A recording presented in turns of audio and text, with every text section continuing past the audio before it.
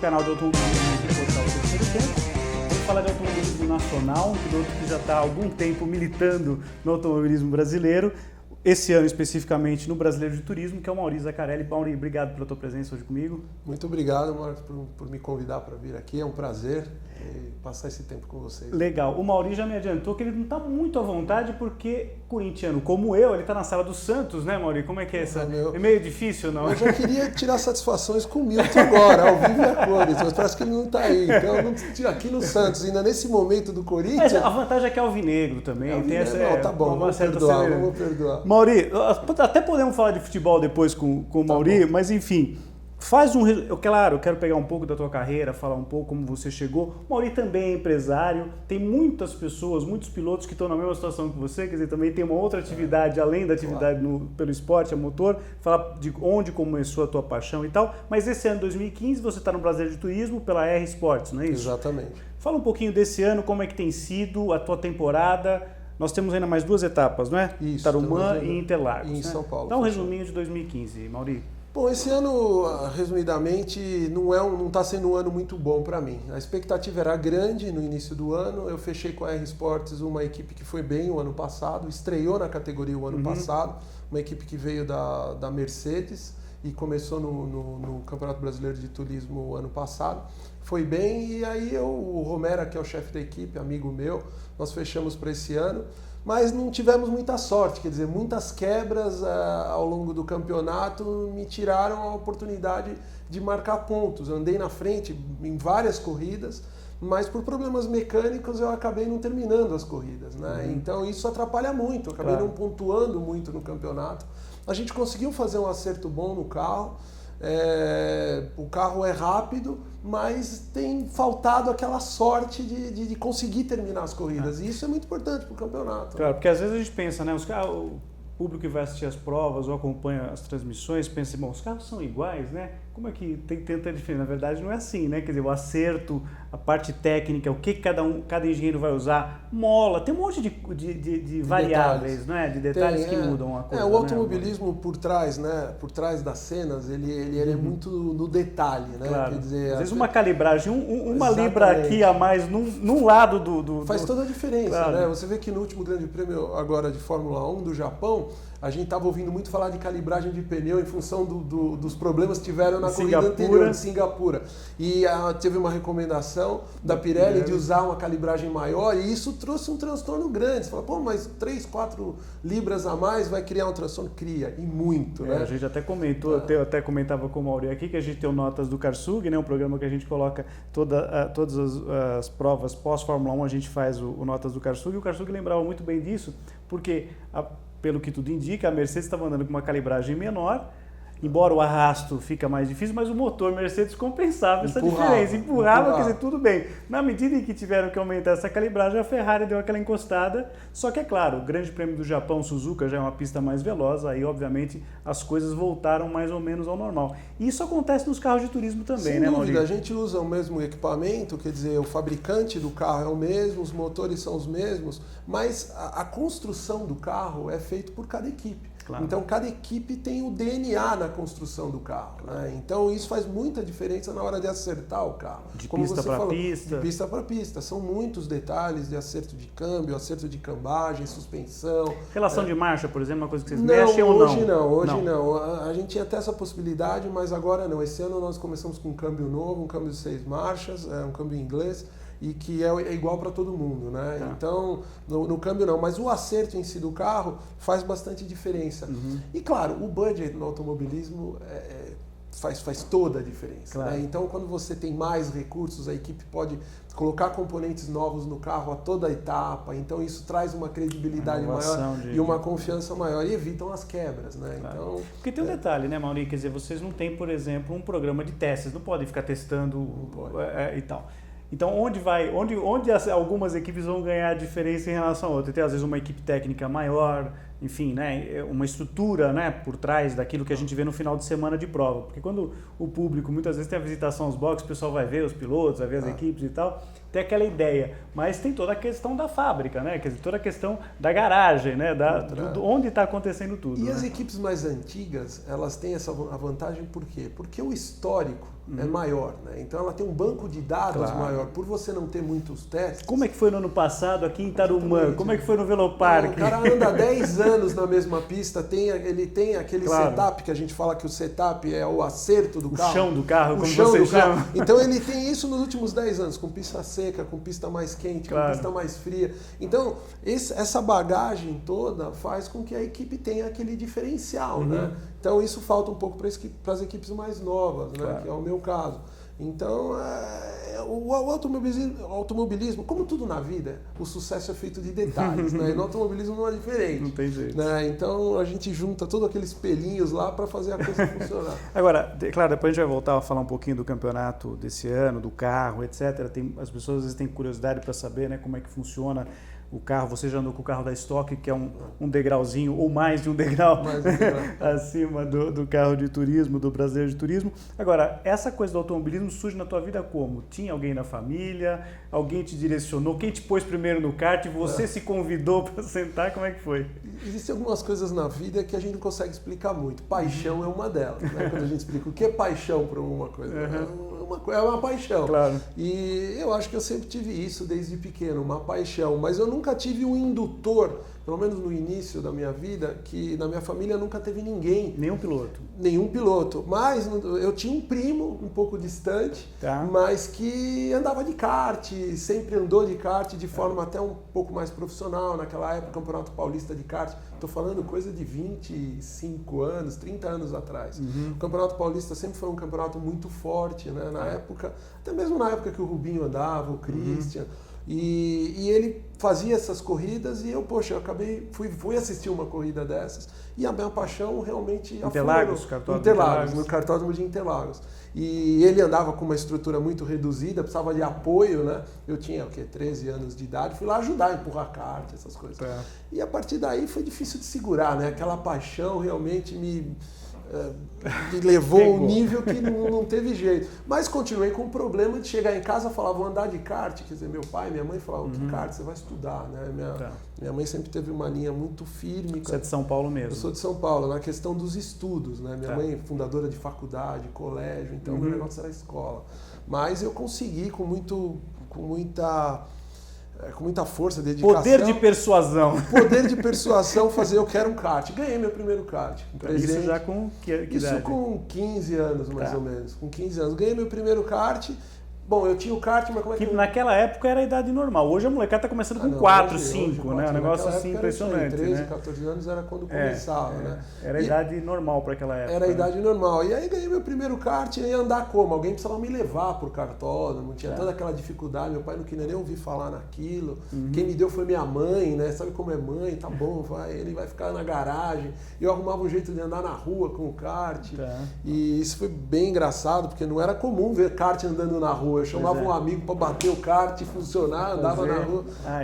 E assim começou. Aí, só que eu tinha um problema. Eu estava na época de colegial, faculdade, e eu consegui fazer isso só por 2, 3 anos, né? E aí eu tive que largar. Participou de algum campeonato paulista na época? Não chegou a participar? Não, nessa época não. Eu vim participar depois, fui campeão paulista, mas isso depois, né? Aí eu tive que realmente me dedicar aos estudos. Eu sempre estudei no Colégio Bandeirantes, depois fui fazer engenharia, eu sou engenheiro e fui morar nos Estados Unidos para estudar. Então, quer dizer, tive que ter... Qual área de engenharia? Eu sou engenheiro elétrico. Então eu tive que ter realmente esse lado de escola muito forte. E agradeço a Deus e aos meus pais por isso, porque meu sucesso profissional veio muito disso também, né? Mas aí eu parei, acabei a faculdade, e quando eu me formei, isso já foi em 94, 95, quando eu me formei, essa minha paixão, ela foi um pouco... Eu tive que conter isso por 6, 7 anos da minha vida, né? E aí eu voltei, até porque eu comecei a trabalhar, comecei a ter recursos, e aí comecei a andar de kart. E por incrível que pareça, isso não é normal, mas comecei a andar de forma séria de kart. Aí fui fazer Campeonato Paulista de kart, fiz Campeonato Brasileiro, mas já na categoria sênior. Tá. Né? Aí você já estava com que idade? Eu já estava com 26, 27 anos. Já estava formado, estava trabalhando já estava formado, na área? já estava trabalhando, né? E você pegou, e o Maurinho nessa época, ele falou 94, 95, você pegou um pós-morte do Senna, quer dizer, uma época meio traumática até para o automobilismo brasileiro, né, Maurinho? Exatamente. Esse aspecto foi meio...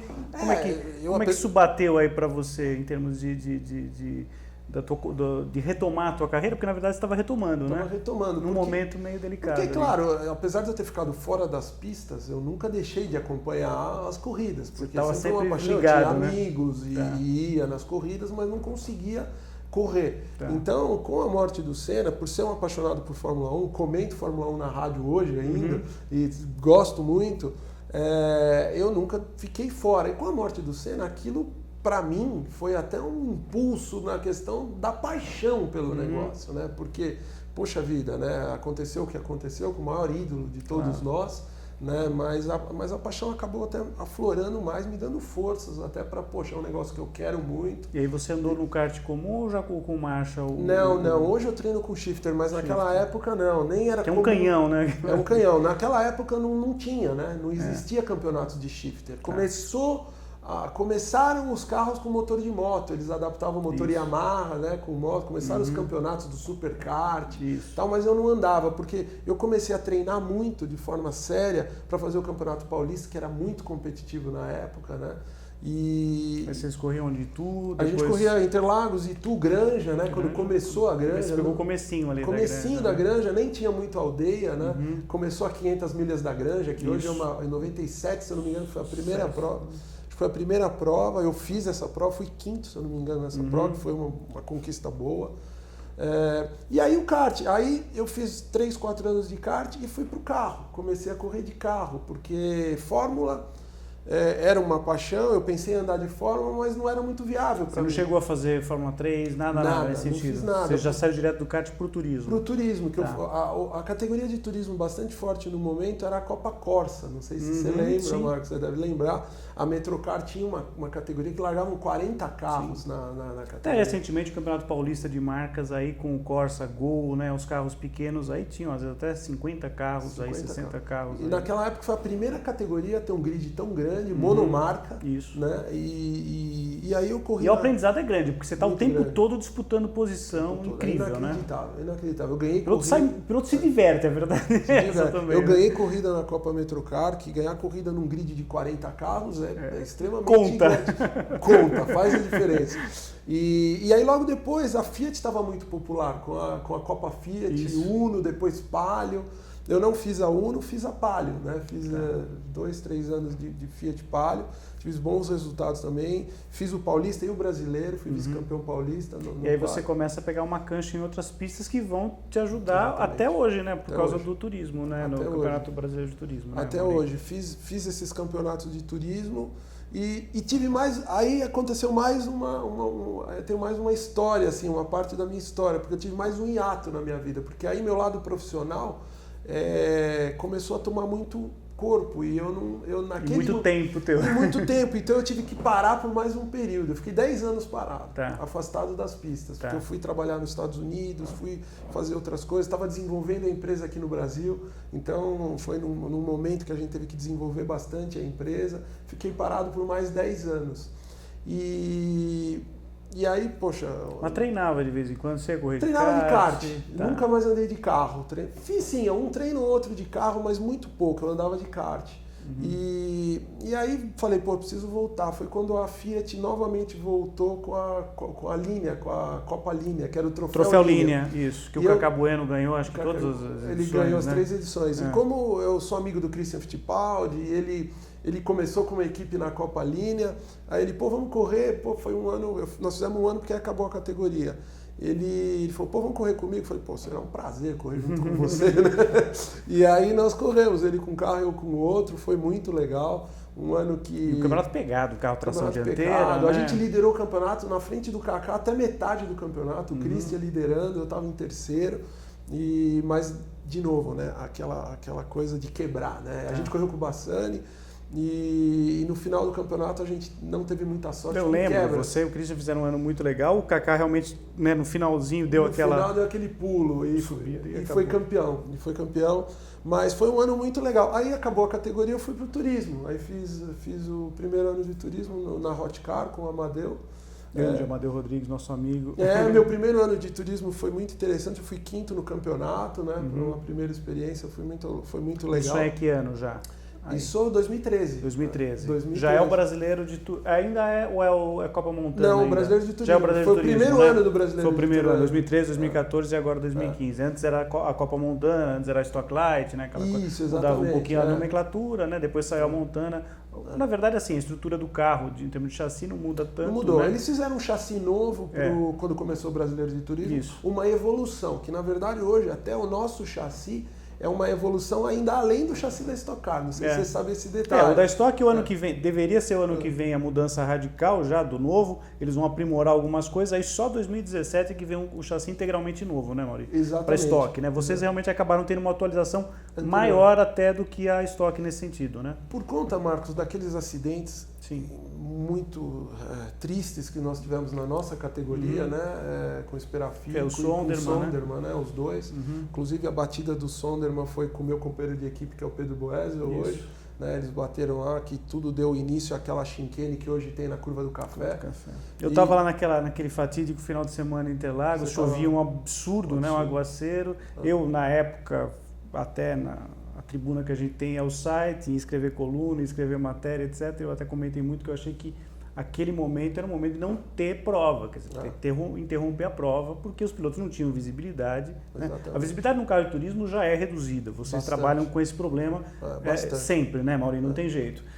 Melhoraram muito, até o ano passado eu encerrei o Bela Máquina de 2014 com o Maurício Slaviero, que veio aqui falar com a gente aqui, foi fazer um balanço da Stock, e ele falou de toda a preocupação que eles têm tido em relação a buscar segurança, em parceria com a JL, né, que é a construtora dos carros e tudo mais. Visibilidade, melhorar a questão do embaçamento de vidro e tudo mais. Mas aquele caso lá, naquela prova especificamente, né, na época era Montana, né, na Copa Montana, quando aconteceu o acidente com o Sonderman, que o Boesel não tinha visibilidade nenhuma, acabou pegando o Sonderman, bateu, voltou para a pista e o Boesel pegou em T, né? Que é a pior batida que pode ter para vocês, os pilotos, é a pior situação, né? E realmente não tinha visibilidade nenhuma, quer dizer, então naquele momento ali, 10, 15 minutos antes, era interrompe, bandeira vermelha, para, e incrível, né? Depois que terminou a prova, coisa de 10, 15 minutos depois parou de chover, o tempo limpou, né? É uma pena, né? Foi um problema. A gente convive com esse tipo de problema. Foi o que aconteceu na Fórmula 1 ano passado, com o acidente, do Bianchi, né? Quando o Bianchi aconteceu a mesma coisa, numa corrida com chuva, quer dizer, colocação de um guindaste onde não devia estar. Então, quer dizer, as variáveis durante uma corrida são muitas, né? Claro. E, cara, a gente espera que a CBA e que a organização da prova tenha sempre essa visão e consiga minimizar os riscos. A gente sabe que a gente participa de um esporte de risco, mas esses riscos têm que ser minimizados por quem está organizando aquilo, né? E esse final de semana realmente foi muito ruim pelo que aconteceu. E em função daquele acidente, teve a mudança no Autódromo de Interlagos para as categorias de turismo. Não sei se são todas, mas pelo menos a pelo Stock menos Car. no caso da Stock, no caso do turismo, quando tem Mercedes, enfim, quantas outras categorias todas o evento acabam, da né? Stock Car, ele corre usando a chicane, né? Eu acho que a única que não corre com a chicane hoje é quando tem a preliminar da Fórmula 1, que é a Porsche Cup, que acho que eles usam o mesmo, traçado, posso estar falando bobagem aqui, mas eu também não tenho certeza. Então, tirou muito do charme da pista. Porque é legal, Para né? quem pilota o café, é legal, porque você vem acelerando desde a junção, e aí você tem que tirar o pé para fazer o S, tira um pouco daquela emoção da pilotagem, mas enfim, foi uma solução que encontraram, a gente não está aqui porque o problema todo é você, o problema não é fazer a curva do café, se acontecer um problema na curva do café, o carro que bateu ali, ele volta para a pista e quem está atrás não tem, você tem um ponto meio cego ali, né, na hora de subida, né, Maurício? Então que você acaba não tendo como desviar, quer dizer... O Weber bateu lá, né? Pois é. O Weber bateu lá, aconteceu um acidente seríssimo com ele ali, sem a chicane, então aquela curva, ela realmente, ela propicia esse tipo de problema, né? Mas a chuva realmente é um problema. Nós tivemos em Tarumã a etapa o ano passado, acho que você lembra, a última etapa do campeonato, sob chuva, teve um acidente seríssimo. Tarumã é uma pista que, vou te falar, é uma né, pista que tem muito problema, de altíssima velocidade. E na curva 1, de novo, nós tivemos um acidente muito grave na chuva de um carro de um amigo meu, um companheiro de equipe, não de equipe, mas de corrida, bateu num carro de segurança, que foi o Forte, que por muita sorte não aconteceu pior. Não aconteceu pior. Então, eu acho que a organização realmente tem que olhar para isso de forma muito séria, são as condições que o evento está sujeito. E a chuva sempre é o maior problema. E como é que você quando vai ter um final de semana que você sabe que vai ter chuva para uma corrida, é um motivo de mais apreensão? Você gosta? É uma corrida que te agrada? É uma dinâmica de prova legal para você? Porque tem piloto que adora, né? Quando começou a chover, tem piloto... A chuva é o seguinte, por exemplo, você gosta mais da chuva ainda quando você sabe que não tem um carro muito competitivo. Que aí você iguala um pouquinho, nivela um pouco, né? Quer dizer, você fala, mas não é meio estranho falar isso? Não é, porque às vezes o teu carro ele é menos competitivo, mas a guiada na chuva, ela exige uma habilidade maior. Então, às vezes, você compensa isso. O bom kartista ajuda. O bom kartista ajuda, exatamente. Eu lembro muito bem o ano passado, eu não tinha um carro competitivo, em Santa Cruz chovia demais. Durante o ano todo, era difícil eu conseguir andar para cima, na frente, entre os 6, 7 colocados. Choveu, eu consegui andar entre o segundo, terceiro, todos os treinos, quer dizer, porque iguala mais, né? Quer dizer, aquela diferença... Aí pinta mais realmente a habilidade do piloto, né? Pinta mais a habilidade do piloto, exatamente. Agora, a minha opinião, não é tranquilo guiar na chuva, não é? O Ayrton dizia, né? Todo mundo torce para chover, mas ninguém está dentro do carro vendo o que eu passo a cada curva. Quer dizer, a cada curva eu tomo um susto. E o piloto que não fala que toma um susto a cada curva está mentindo, porque realmente, se você está rápido, você está sofrendo para guiar. Eu vou dizer um negócio para você. Esse ano, acho que foi esse ano, começo desse ano, teve um evento ano passado, final do ano passado, teve um evento na Granja Viana, do Barrichello, inclusive, e os jornalistas foram convidados a fazer uma bateria de kart lá na Granja e tal. E um aguaceiro, eu nunca tinha pego um aguaceiro tão grande numa pista. E é impressionante, porque é aquele spray, é água empoçada, quer dizer, é um negócio que, olha, a gente tem que tirar o chapéu, porque esses caras fazem, porque realmente não é brincadeira. E num carro, com a água batendo no vidro, quer dizer, a visibilidade mais prejudicada ainda, e você ainda tem que fazer tudo que você tem que fazer normalmente, quer dizer, é trocar a marcha, é frear um pouco antes do que está acostumado, é toda uma dinâmica mudando. É incrível, né? Para quem nunca teve a oportunidade de guiar um carro de corrida, ainda mais na chuva, né? Um detalhe engraçado é quando você está andando atrás de alguém, porque principalmente num carro de turismo e um carro como é o da Stock Car, que realmente embaça o carro, né? Um carro que fica muito quente dentro do carro, pouca visibilidade, o carro embaça muito. E você anda na referência do carro da tua frente e você freia a hora que você vê a luz de freio do cara da frente acender. Quer dizer, é uma coisa meio insana, claro, né? Você fala, claro. Se o cara não acender a luz de freio, você bate na traseira dele. É mais ou menos que isso. Você pega a referência... E se ele entrar pro lugar errado, você segue o cara, né? Mas a gente tá cansado de ver isso, né? O cara da frente errar, o de trás erra também. Você fala, como é que o cara de trás errou? Não, porque a referência é tão única, grande... Né? No carro da frente. Aquele céu cinza, aquele asfalto cinza, aquela nuvem de água não sobra nada. Uma coisa só, né? Sobra uma faixa lateral, né? Que muitas vezes você guia pela faixa lateral ou alguma referência mais visível que tenha na pista para você frear. Mas é muito difícil guiar na chuva. Deixa eu olhar aquela placa daquela publicidade ali. Eu vou frear naquela árvore. O autódromo ele tem muito essas referências. Dá para você ter uma ideia, né? Tem gente que nem olha muito as placas, né? Você fala, você está freando no 50, está freando no 100. Não, eu estou freando na árvore, né? eu estou freando na árvore. Agora, Mauri, além de tudo isso, além dessa tua carreira no automobilismo, você, paralelamente a ela, quer dizer, durante de segunda a quinta, mais ou menos, vamos dizer assim, né? Quando não tem corrida, você está dedicado à tua empresa. Fala o nome da tua empresa, com o que você mexe. Você lida na área tua de engenharia de formação na tua empresa hoje? Eu lido. A minha empresa, o nome da minha empresa é Pichinim Acme Alliance, né? É uma empresa originariamente brasileira, mas que nós fizemos foi uma venda parcial da empresa para um grupo americano. Hoje eu tenho um sócio americano que atua há muitos anos nessa área que eu atuo aqui também, que é a área de alumínio. Fundição de alumínio, nós fazemos peças, 70% da nossa produção vai para o segmento automobilístico. Então a gente basicamente... Quer dizer, você não consegue fugir de carro. Não consigo fugir de carro. Nós transformamos o alumínio, né, em lingote, que ele vem no formato sólido, nós fundimos esse alumínio, transformamos em líquido e transformamos de novo em sólido em formato de peças para diversas aplicações.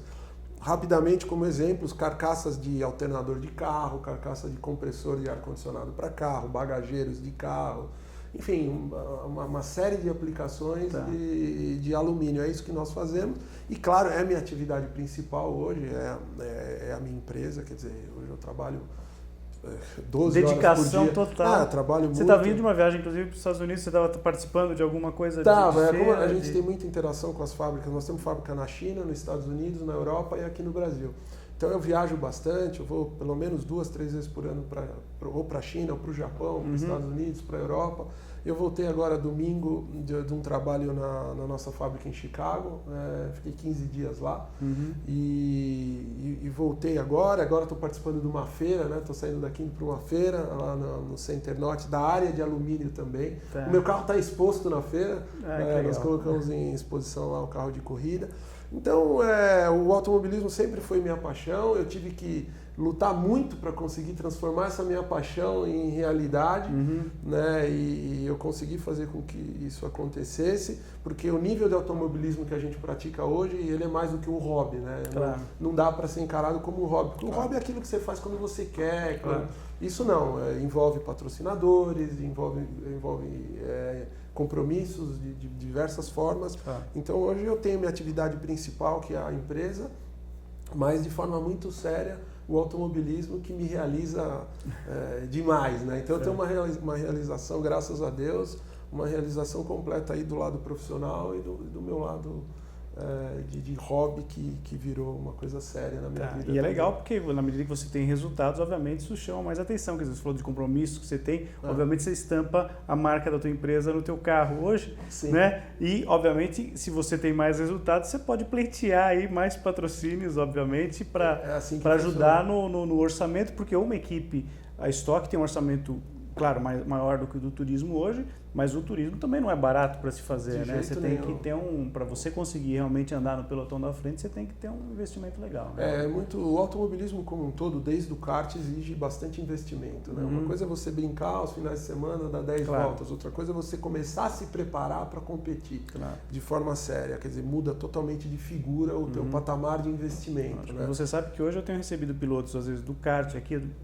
não só, o Thiago Camilo veio aqui, quem já parou, tipo Ingo Hoffmann, já sentou onde você está, Alex Dias Ribeiro, enfim, essa turma que já fez história no automobilismo, mas eu também gosto muito de receber a molecadinha, quer dizer, piloto de 10, 12, 15 anos que está andando no kart, pessoal que está na Copa, na seletiva Petrobras, no SKB, enfim.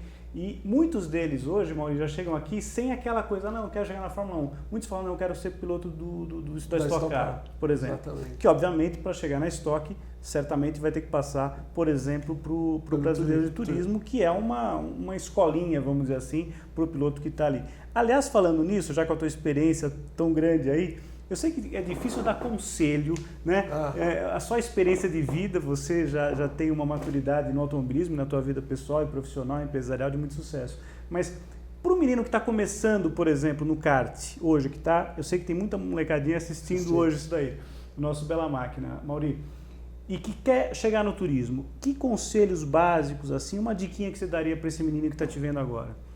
Olha, primeiro a gente tem que ter muita determinação naquilo que a gente quer fazer, né? E se você tem o apoio da sua família, do seu pai, melhor ainda, né? Facilitam as coisas, mas independente disso, a dedicação tem que ser muito grande. Essa mudança de cultura, pelo menos na minha geração, todo mundo queria ser piloto de Fórmula 1. Óbvio. Quer dizer, nós tivemos um período muito grande de grande sucesso na Fórmula 1, né? A geração Emerson Fittipaldi, Nelson Piquet, Ayrton Fomos Senna. Muito mal acostumados, no bom sentido. Muito mal acostumados, exatamente. Nós pegamos aí 20 anos, que é a minha geração, né? Quer dizer, dos meus 10 aos meus 25 anos, quer dizer, nós somos da mesma geração, era só vitória na Fórmula 1, aquele glamour todo da Fórmula 1 e tal. Então, poxa, eu vou andar de kart para ser piloto de Fórmula 1. E tivemos potencial para ter outros campeões. José Carlos Patti, que se não tivesse morrido no acidente de aéreo, era um potencial campeão. Barrichello bateu na trave, o Massa bateu na trave. Quer dizer, o Brasil, mesmo tendo... Olha, uma coisa que até o Cláudio Karsug comenta muito, né? Quer dizer, quanto tempo que a Alemanha, com todo o poderio industrial de Volkswagen, Mercedes, demorou para Audi, chegar Porsche, nesse nível. para ter um Schumacher, para ter um Vettel, não é isso? E nós tivemos há 30 anos pois atrás, é, 40 anos atrás, com o Emerson, né? Depois Piquet e Senna. De Piquet e Senna, então, entre outros que fizeram sucesso, claro. só pelo fato de você guiar um Fórmula 1, claro. é uma coisa assim, que é uma conquista. O Ingo veio aqui na época do lançamento da biografia dele no ano passado. Ele falava, o piloto que fez o caminho inverso, quer dizer, não conseguiu na Fórmula 1, veio para o Brasil, reconstruiu a carreira dele, foi só, gente, 12 vezes campeão da Stock Car. Chico Serra, a mesma coisa, tricampeão da Stock, quer dizer. Quando eu digo, Marcos, na minha realização no automobilismo, eu passei por coisas que eu jamais pensei que eu fosse ter. Quando eu corri no Amadeu, meu primeiro ano no turismo, meu chefe de equipe foi o Chico Serra. Olha, quer dizer, para mim foi uma...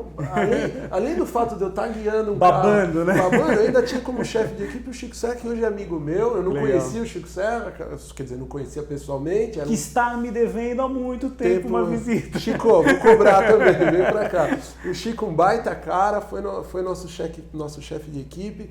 E um cara que guiou um Fórmula 1, então eu costumo dizer, a gente não pode se esquecer desses caras, porque claro. A conquista e o quanto o Chico teve que batalhar para sentar no Fórmula 1, claro. Fazer o que ele fez, guiar por 2 equipes. Não, e só perdeu, então, ele estava na Fittipaldi, depois foi para Erros, né? Exatamente. E só perdeu lugar para o Butsen na época, né? Porque o Butsen chegou com um caminhão de dinheiro que o Chico não tinha. O Chico era um piloto para andar na frente na Fórmula 1, mas folgado, tranquilo. Sem dúvida, e o Boésio, e inúmeros outros que nós tivemos. E, então eu digo que o menino que está começando no kart tem que entender um pouco a história, entender como tudo isso funciona. Quanto é difícil. O quanto é difícil a dedicação, porque hoje a maioria dessa molecada, eu acompanho muito, eu gosto muito, conheci uma menina, a Antonella, que é fantástica, não sei se você já acompanhou a história da Antonella, que tem 8 anos de idade, corre de kart, sofreu um acidente grave, deu a volta por cima, ela é do Sul, podemos falar dela depois, mas uma menina que tá nessa linha, que tem uma dedicação enorme, um apoio do pai, e que conhece essa história. Eu acho que as crianças têm que conhecer a história, entender o quanto representa isso, acelerar um kart. Hoje as crianças têm muita facilidade, porque vem com esse apoio por trás, mais do que no passado, já com tudo pronto, assessor de imprensa, o menino tem 9, 10 anos de idade, já tem assessor de imprensa, já tem uma estrutura toda por trás, e começa a achar que é um pouco fácil. Não é. Eu acho que, primeiro, tem que ter muita determinação, isso, claro, os pais têm que olhar muito por isso, e chegar na Fórmula 1 ficou muito difícil. Claro. Quer dizer, hoje para você... Funil estreitinho, né? Muito mais. Sempre foi muito difícil. Hoje é ainda mais, né? Então, eu acho que a Stock Car, isso é mérito de todo mundo que está por trás da Stock Car, não vou citar nomes que eu posso esquecer de alguém, mas o que a Stock Car proporciona nos últimos 10, 15 anos aí é uma coisa sensacional de se profissionalizar na categoria, né? Então, quer dizer, você... Viver realmente do automobilismo. Viver realmente do automobilismo. Então, isso em poucos lugares do mundo, em poucas categorias, você consegue fazer. Você sabe que eu recebi aqui o precursor dessa coisa de ver automobilismo, chamado o senhor Biro de Clemente, que é o homem que começou com essa história de se profissionalizar, viver da profissão, de ter uma marca que pagava para ele correr, né? E ele espantava, puxa, eu tô fazendo aquilo que eu amo e ainda pagam para correr. Ganhando dinheiro, porque muitos acham que, poxa, mas qual é o teu salário no automobilismo? Não, peraí, eu pago para correr, né? Isso ainda é a grande maioria, sim. A imensa maioria do automobilismo. Mas a Stock Car proporciona isso. Então a molecada tem que se dedicar muito ao kart, porque o kart é uma escola fantástica, né? Eu treino de kart, hoje eu ando de shifter, acabei de fazer um treino de shifter em Orlando agora, nunca tinha andado naquela pista, acabei meu trabalho em Chicago, fui por Orlando só para andar de kart. Aí fiquei um dia treinando lá de shifter e... Pista grande, como é que é o circuito? O circuito tem 1 milha aproximadamente, um circuito muito legal, seletivo, tem, se eu não me engano, 12 curvas, posso estar me enganando aqui, vai ter alguém que vai me corrigir, mas é bastante seletivo, mas eu gostei muito, pena que meu kart quebrou um pouco pro final do treino, a gente não deu para dar uma desenferrujada entre uma etapa e outra? outra? Deu para dar, agora eu vou treinar no meu kart aqui ainda essa semana, mas foi muito legal. Então, você costuma treinar onde? Eu treino em Interlagos mesmo? Eu treino. Que fizeram uma reforma muito boa agora, né? Eu fui na reinauguração da pista, a gente tava lá, tava eu, Daniel Serra, tava o Ricardinho Maurício, eu treino com eles na mesma equipe, a gente tá junto lá. Ricardinho também já tem. Olha, a Stock Car, onde você está hoje, a Stock Car aqui, vou te falar, né? E falando em kart, eu queria até dar os parabéns, vou até receber futuramente aqui o Tuca Rocha, que inaugurou agora o Speedland, né? Que é uma pista espetacular. Eu tive lá numa pré-inauguração, andando lá com o Tuca e com todos os jornalistas. Olha, o espetáculo. Não sei se você já... Eu não fui lá ainda. É espetacular, uma pista de 1.200 metros, no Tatuapé, aqui em São Paulo. e tem uma parte por fora LED, aberta, né? tem uma parte que quase toda fechada, tem uma parte aberta, toda com LED azul em volta, tem um túnel ali imitando o túnel de Mônaco. Olha, é um negócio muito legal, parabéns, boa sorte, porque essas iniciativas são legais, né? Mais um palco, né? Tem que parabenizar o Tuca e realmente... O Thiago Viana, se não me engano, o sócio dele, né? Que também está junto na empreitada. Mas que tem bastante coragem, né? Porque não investiram um pouco ali, porque é um tremendo centro. Ele se baseou no Carlos Sainz, lá na Espanha, né? Na pista aí. Deles lá, né? Então é um negócio legal para vocês e para nós de vez em quando tirar uma casquinha, né? Porque vamos combinar. Não é fácil de correr. Você sabe que eu brinco que a melhor volta que eu dei na minha vida foi na Granja Viana, quando eu tomei uma volta do Lucas de Graça. Aí eu fui atrás dele na referência, foi a minha melhor volta, porque você pega a referência do cara, bom, né? Você entendeu bem o que é referência. É fantástico, é espetacular. E aí é que a gente vem na coisa de tirar o chapéu pro piloto profissional, porque vocês realmente são espetaculares.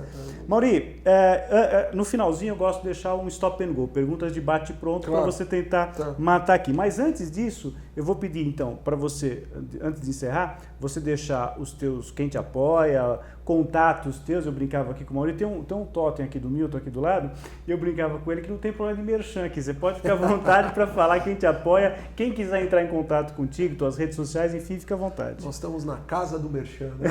Estamos na casa do merchan. Estamos na casa do merchan. Não, olha, falando até um pouco de apoio, eu tenho um agradecimento enorme aos meus patrocinadores, porque as empresas que apoiam o automobilismo no Brasil são visionários, porque é muito difícil conseguir se manter no automobilismo, né? É muito caro, e se a gente não tiver o apoio dessas empresas, né? Quer dizer, a nossa empreitada ela fica quase que impossível. Claro. Né? Então, as empresas têm realmente que investir no automobilismo. Hoje as mídias estão ajudando muito o automobilismo, vários programas, a maior parte das corridas são transmitidas hoje, né? Às vezes não ao vivo, mas por VT. Então, tem mais emissoras também, canais fechados, né? Quer dizer, que você tem um nicho aí que acaba preenchendo todo esse público. Exatamente. Né? Então, isso está ajudando muito. Eu gostaria de agradecer particularmente aos meus apoiadores, que é a IMM, uma empresa, uma metalúrgica de Joinville, que fabrica moldes de injeção, está no meu segmento também. O Heriberto, que é o proprietário da empresa, é um apaixonado por automobilismo, me apoia muito, quer estar o ano. Eu já corri na Stock Car também, mas ele quer que eu volte para a Stock Car o ano que vem, né? E de novo, a gente tem que falar de recurso, né? Claro. Então a gente tem um planejamento aí de aumentar o nosso orçamento para que eu possa correr na Stock Car. Então eu gostaria muito de agradecer ao Heriberto da IMM, a Recicla BR, que é a maior empresa de reciclagem de alumínio da América Latina. É uma outra empresa que a gente tem que se orgulhar. Poucos conhecem porque ela está nos bastidores da indústria, mas é a base de tudo. Tudo que nós vemos de alumínio hoje em dia em equipamentos que nos rodeiam, tudo começa basicamente na Recicla BR, que é uma empresa de reciclagem de sucata de alumínio e que fornece alumínio para a maior parte da indústria no Brasil. A DJ Fornos, que faz fornos para a indústria, a Tecnovoz, que faz a Tecvoz que faz câmeras de segurança, líder de câmeras de segurança nesse segmento, e muitos outros aí que não são patrocinadores oficiais, mas que estão sempre no entorno da gente, ajudando de alguma forma. E quem quiser entrar em contato, tem alguma rede social ou e-mail? Quem quiser entrar em contato comigo, eu tenho uma página lá, Mauri Zaccarelli, piloto Mauri Zaccarelli no Facebook, então lá tem meus contatos, acho que é o canal mais adequado para fazer um contato comigo. Legal. Stop and go, então? Vamos lá? Stop and go. Preparado? Vamos lá. Algum esportista que não esteja ligado ao automobilismo que você acha, esse cara é o cara, pode ter parado já ou que esteja na ativa? Tirando o automobilismo, tirando o motociclismo, alguma coisa fora dessa... Tirando a velocidade. Tirando a velocidade, pode ser um velocista, de repente. Pode ser um velocista. De repente ele falar que é o Bolt, né, por exemplo, do atletismo. Mas algum esportista brasileiro ou não, enfim...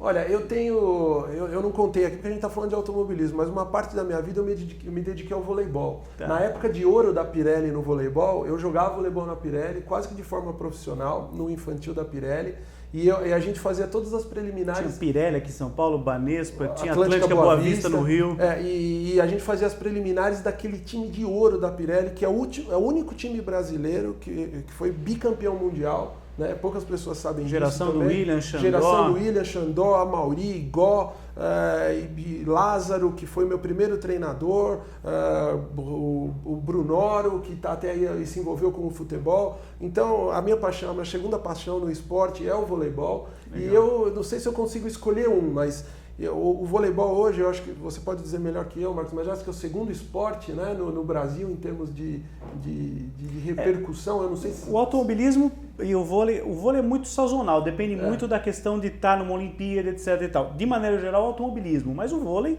por conta das conquistas, né, sempre tem um lugar muito... Então eu não gostaria de dizer mas esses caras que eu convivi muito a geração do vôlei ali próximo. Essa geração, até mais ainda de prata, né, que depois veio a de ouro, mas mais a de prata, Bernard, né, esse pessoal... Renan, então o Montanaro já veio, o William já estava naquela. Então esses caras, o Brunoro, eu tiro o chapéu para esses caras. Legal. Mauri, aquele dia que você, não necessariamente que você venceu uma corrida, mas um dia que você terminou uma prova e falou assim, putz, esse foi o dia... Eu andei muito, eu fui bom demais, ou no kart, ou no turismo, independente de você ter vencido a prova e tal, mas aquele dia que você sai do carro e fala, fiz o meu melhor, hoje eu fui bem. Qual foi esse dia? Em que pista foi? Olha, um dia, porque às vezes é o que você disse, Marcos, não é a vitória às vezes que te deixa mais alegre, satisfeito, porque a vitória, claro, seria hipócrita eu dizer que a vitória não é não é o êxtase. É um mero detalhe que nem o gol do Parreira. É impossível de dizer isso, a vitória. Mas a dificuldade é tão grande para você estar no automobilismo e às vezes participar de uma categoria e naquele ano específico você passou por tantos problemas para conseguir chegar ali, que aquela colocação é demais. Então, em 2013, já no Campeonato Brasileiro de Turismo, no Velopark, um terceiro lugar para mim, um pódio, foi uma coisa assim extremamente... Uma conquista, uma conquista, porque muitas pessoas não entendem isso, mas é tudo aquilo que antecedeu aquele momento. Então, aquele foi um momento inesquecível. 2 pistas favoritas no Brasil? Interlagos. Qual trecho? Então, aproveitando, qual trecho de Interlagos que você gosta mais? Primeiro que te vem à mente. Qual que você gosta de fazer? Você fala, putz, hoje tem corrida em Interlagos. Qual a parte da pista que você gosta mais de fazer? S do Senna. Tá. E a outra pista? A outra pista, muitos não gostam, mas eu, por circunstâncias, eu gosto do Velopark. Do Velopark. É uma pista travada, pequena, né? Que todo mundo reclama, fala, pô, podia ser um pouquinho maior. Nós estamos largando até com safety car, né? Uma coisa verdade, que ninguém gosta, né? Mas é uma pista de kart um pouquinho aumentada. Mas eu gosto de trechos sinuosos, assim. Eu me sinto bem, sou rápido tem essa em pistas mais característica. travadas. Então, o Velopark é uma pista que me... Se você pudesse levar o teu carro da Stock, o teu carro do Brasileiro Turismo, ou eventualmente da Stock, futuramente, quem sabe em 2016, você volte aqui para falar da Stock Car, né, Mauri? Está mais do que convidado. Seria muito se você pudesse levar um desses carros de turismo para dar fazer uma corrida ou dar algumas voltas em alguma pista fora do Brasil, qual pista você escolheria? Daytona. E não é difícil você andar lá com carro de turismo, né? Não é. Você já andou em alguma pista de fora com carro de turismo? Só em kart? Só de kart. Tá. Mas Daytona você teria essa vontade? Eu vou quase todos os anos para Daytona para assistir as 24 horas. Que é um evento. Você é amigo do Christian, Exatamente. O Christian está sempre lá. O Christian foi campeão ano passado, eu estive lá pelo menos nos últimos 3 anos, a gente esteve junto. E eu gosto muito de Daytona. E não faltou oportunidade para eu andar, mas eu quero, o dia que eu for andar em Daytona, eu quero andar num bom esquema. Tá. Eu fiquei próximo de fazer as 24 horas na equipe do Denner, da Porsche. Isso, Denner Pires, né? Mas não porque não fosse boa equipe, pelo amor de Deus, não é isso. Mas tem uma estrutura espetacular e, aliás, reitero os parabéns que eu já dei aqui no último Notas do Karsug, depois do acidente impressionante do Pedro Piquet, a segurança do carro, né?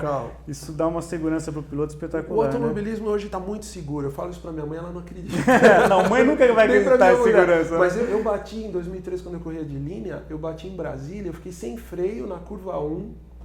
Curva 1 de Brasília, que é muito rápido, a 190 por hora, eu bati direto no muro, meu carro bateu, capotou, eu não tive um arranhão. Impressionante. Então hoje os carros estão hoje o banco muito seguro, o Hans, né, que é tivesse sido inventado há mais tempo, né, muitas vidas talvez tivessem sido preservadas naquela coisa de ricochetear, né, do chicote que provoca o coisa. E você falou do Christian, você sabe que o Christian foi o segundo entrevistado meu aqui. Tá aqui.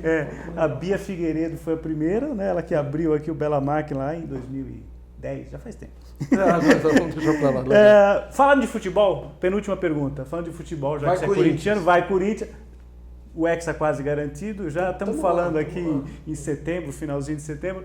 O maior ídolo, o maior jogador que você viu jogar com a camisa do Corinthians, quem foi? Do Corinthians? Olha, aquele jogador que você fala, esse foi eu gosto muito do Marcelinho. Marcelinho. Eu gosto muito do Marcelinho, assim, pela a maneira dele jogar, o jeito dele. Eu acho que o Marcelinho foi um exímio com aqueles jogador. 36 de chuteira, né, batendo falta. Apesar daquele fatídico momento contra o Marcos, né? Tá. Mas o Marcos também quase dividiu a bola com ele na cobrança de pênalti, também né? tem essa. Tem então, isso, então né? tem isso. O apito amigo do nosso amigão aqui. O apito podia ter mandado voltar, exatamente, pô. Né? Apito amigo foi do Palmeiras. Foi do Palmeiras naquela ocasião. É difícil falar de bons jogadores no Corinthians, mas são sem muitos, dúvida, né? eu assim, me vem à cabeça. Se saltou a minha cabeça é porque realmente... E a maior conquista que você viu, um momento de maior alegria como corintiano, qual foi? Olha, eu fico muito feliz e muito triste ao mesmo tempo. Foi o Campeonato Mundial. Mas eu digo porque eu fiquei triste ao mesmo tempo. Porque eu já estava programado para ir para o Japão. Um amigo meu que mora nos Estados Unidos, um brasileiro, mora lá há 25 anos, o Rogério, ele vai assistir o programa. Ele vamos pro Japão, eu tinha combinado tudo com ele por um compromisso profissional. Eu cancelei uma semana antes. Então você deixou de ver em loco. Eu assisti sozinho em casa, sentado no sofá, vendo aquela festa toda. Ele foi junto com o pai dele e foi assim uma alegria que eu não preciso nem dizer quanto do Corinthians ser campeão, mas ao mesmo tempo uma tristeza por não estar lá. E você sabe que olha os deveres profissionais da gente, né? Sabe onde eu estava no dia da conquista? Em Interlagos, cobrindo a GT. Puxa, uma corrida da GT, aqui estava com meu filho lá em Interlagos, ele foi junto comigo, eu estava na sala de imprensa e aquela festa, porque tinha muitos jornalistas corintianos, Luque Monteiro, todo mundo lá batendo bumbo lá para o Corinthians ganhar aquele título. Sem dúvida foi esse momento, mas foi um mix aí de alegria e tristeza por não estar lá. Última questão, um sonho no automobilismo. Um sonho? Um sonho no automobilismo. Olha, o meu sonho hoje no automobilismo é continuar dentro do automobilismo. Esse é o meu grande sonho hoje. O que eu faço no automobilismo, pelo fato de estar aqui, pelo fato de comentar a Fórmula 1 no rádio, pelo fato das pessoas que eram meus ídolos e eu conheci no automobilismo, no caso do Rubinho e tudo que... E né, por estar hoje lá, esse é o meu sonho. O meu sonho é continuar nesse ambiente. Continuar envolvido no automobilismo, claro que competindo. Claro. Né? Essa é a primeira prioridade. Então, quem sabe ter uma equipe. Já fizemos... Até mesmo com a tua visão empresarial, você acha que dá para pensar nisso daí também. Eu tenho amigos, parceiros, já chegamos perto de ficarmos sócios numa equipe na Stock Car. Não sei se isso é minha prioridade, mas continuar envolvido no automobilismo como piloto é minha grande prioridade hoje. Mauri, muito obrigado. Obrigado pelo convite. Obrigado por estar aqui comigo hoje, foi um prazer muito grande te receber. E já que você... Todo encerramento aqui do Bela Máquina, eu encerro, tem aquela famosa sessão do Milton Neves, que fim levou, né? Que são esportistas que estão marcados para sempre. Eu, quando comecei aqui em 2009, quase não tinham pilotos lá na galeria do que fim levou, né? Tinham só jogadores de futebol, a maioria e tal. Tem alguns atletas do vôlei, já que você falou do vôlei também. Mas, já que você falou no Christian Fittipaldi, né? Como teu parceiro de equipe, então a dica de hoje é o pessoal acompanhar. Tem lá a página do Christian com muitas fotos, inclusive que eu fiz em muitos eventos que a gente foi juntos. Né? E a passagem, inclusive, do Christian aqui no Bela Máquina, quando a gente gravou. Gravamos, inclusive, numa outra sala, na ocasião. Então, a dica de hoje é para você dar uma olhadinha na página do Christian Fittipaldi, na sessão que fim levou, do portal Terceiro Tempo. Depois desse papo muito legal que a gente teve com o Maurício Zaccarelli, na semana que vem a gente está de volta. Um grande abraço. Tchau.